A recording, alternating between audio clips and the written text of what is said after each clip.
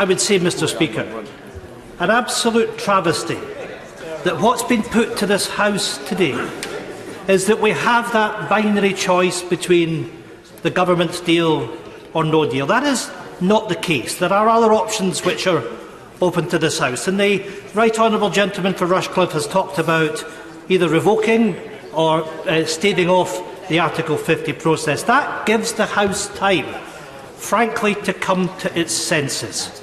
And the idea, based on the knowledge of what we know now, of the risks of Brexit, because let's be absolutely clear, there is no such thing as a good Brexit. The government's own analysis, the analysis of the Scottish Government, just a second, the analysis of the Scottish Government demonstrates in any of the Brexit scenarios that this country, the countries of Scotland, of England and Northern Ireland and Wales, will all be poorer under any of the Brexit scenarios than they would be under the status quo.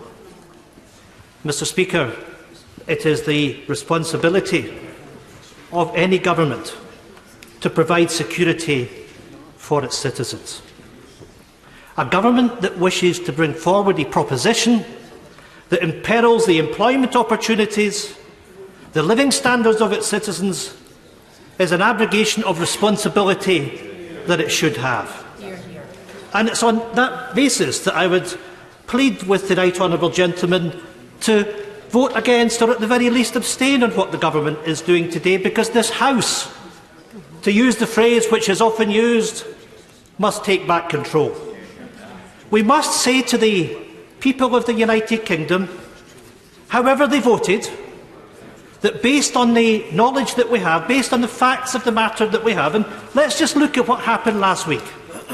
Jaguar Land Rover announced that they'll be making an additional 4,500 workers redundant. That follows on the 1,500 that have announced. Now, we know that the reasons for this are complex, to do with diesel cars, to do with China, but a significant contributory factor is Brexit.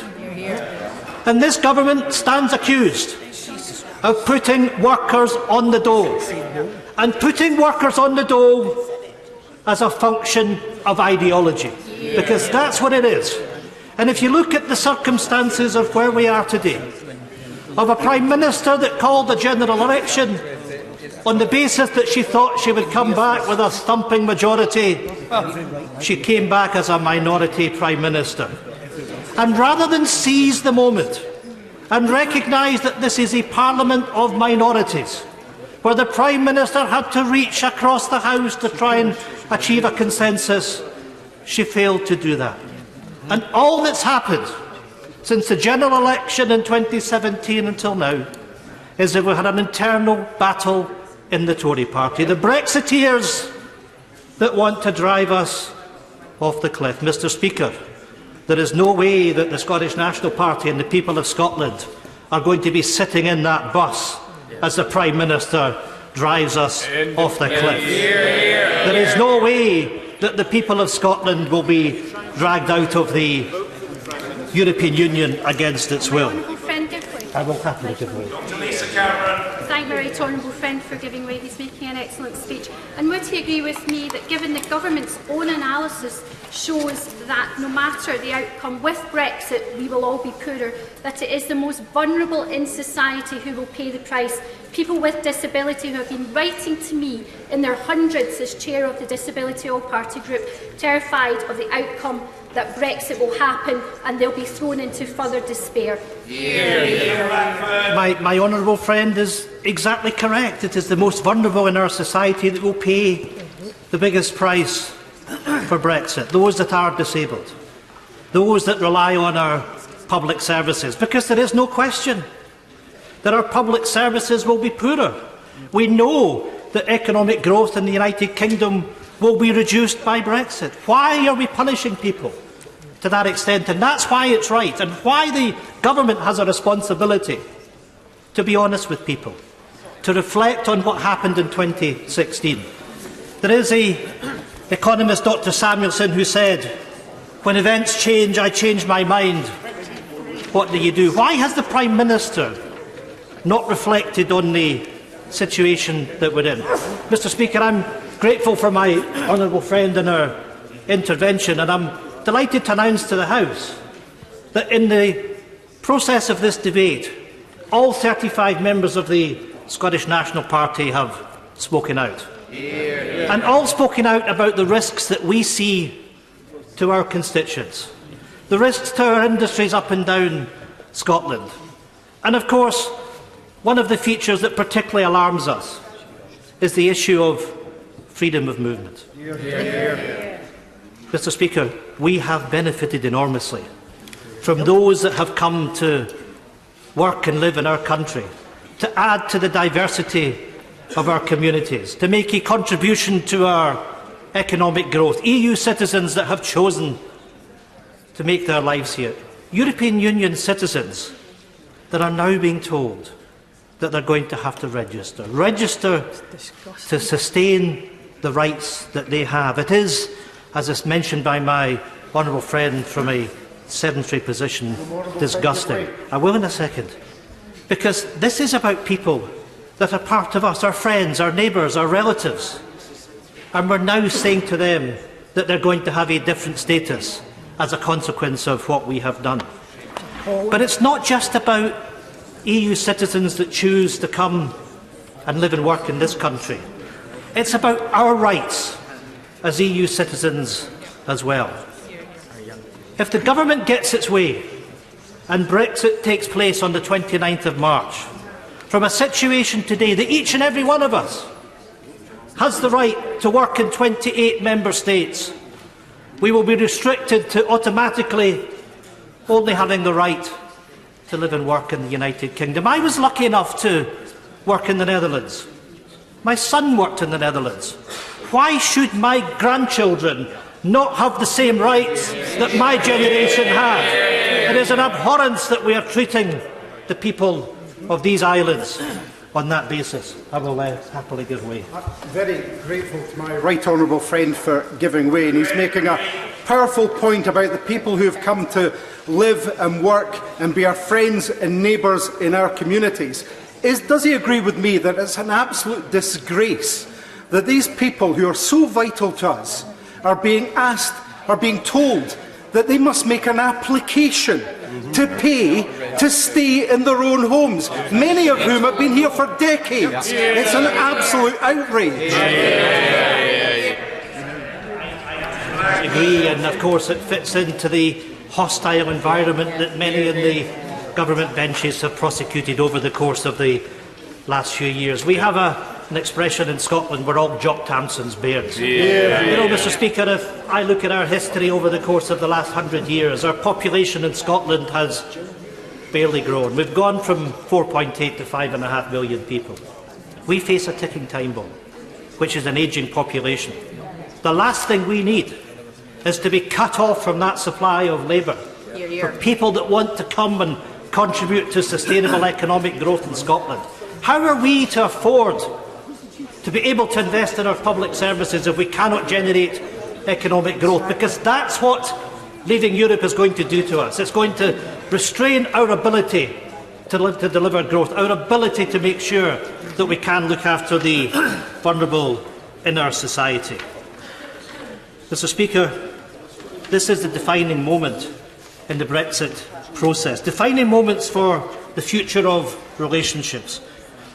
Members of Parliament must recognise their responsibility, and for many, I know that this demands making difficult decisions. I would say to each and every Member of Parliament, the primary responsibility that you have is not to party. The primary responsibility that you have is to your constituents. Think about the risks that are taking place as a consequence of this deal.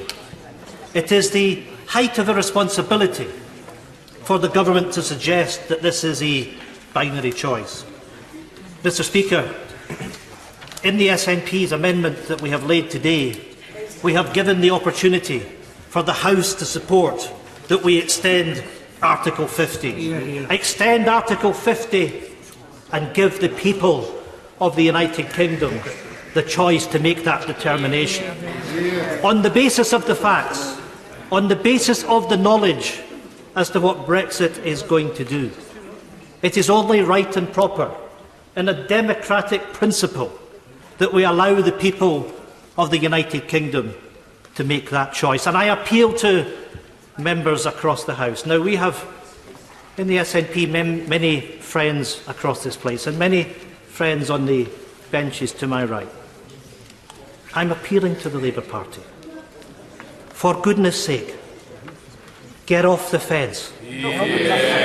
Get off the fence. Because the young people that voted for Labour in England in 2017 will never forgive the Leader of the Opposition and his colleagues unless they recognise that this is the opportunity to unite this House, to vote down the government's deal, support a people's vote, allow the people to have their say on what they want.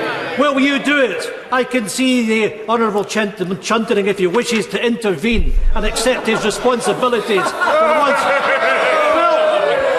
you can blow a kiss, but what you're doing is you're blowing a raspberry to the people of the United Kingdom. That's the reality, and it really is about time. If you're serious about politics, if you're serious about responsibility, then grow up. Grow up and accept responsibility, and don't dodge this. Don't dodge this. You know, it's little wonder that when we look at Scotland, that the people of Scotland have got a choice. And the Scottish National Party have been in government in Scotland since 2007. Well, I can hear people saying too long. But the fact of the matter is that we've won 3 elections on the trot to the Scottish Parliament, and we've won the last 2 elections to Westminster. And the party that's sitting in 3rd place in Scotland is the Labour Party. And the reason that the Labour Party are sitting in 3rd place in Scotland is because they're out of touch and out of step with the people of Scotland. I will happily do it. I was absolutely. It comes as no surprise that when challenged by the leader of the SNP, nobody got up to defend the position of the Labour Party. Nobody. And what that tells us is that, does my honourable friend not agree with me? There is no such thing as a jobs-first Brexit. It's a myth. I'm grateful for my honourable friend for that intervention, because he's absolutely right. And that's why I'm appealing to every member in this House to think about the people. Think about the people that have already lost their jobs. Think about the 1,000 people in the European Medicines Agency. Think about the 1,000 people in the European Banking Authority. Think about those at Jaguar Land Rover, and the workers at Jaguar Land Rover know that the Labour Party today are not going to lift a finger to protect their economic interests. That's the reality. A party that was once of the people that is just sitting back and failing to accept the responsibilities. Well, thank goodness, Mr. Speaker, in Scotland that we have an alternative, and the people of Scotland have watched everything which has gone on over the course of the last 2.5 years. Taking back control, they say. Well, my goodness, they've taken back control from the Parliament of Scotland.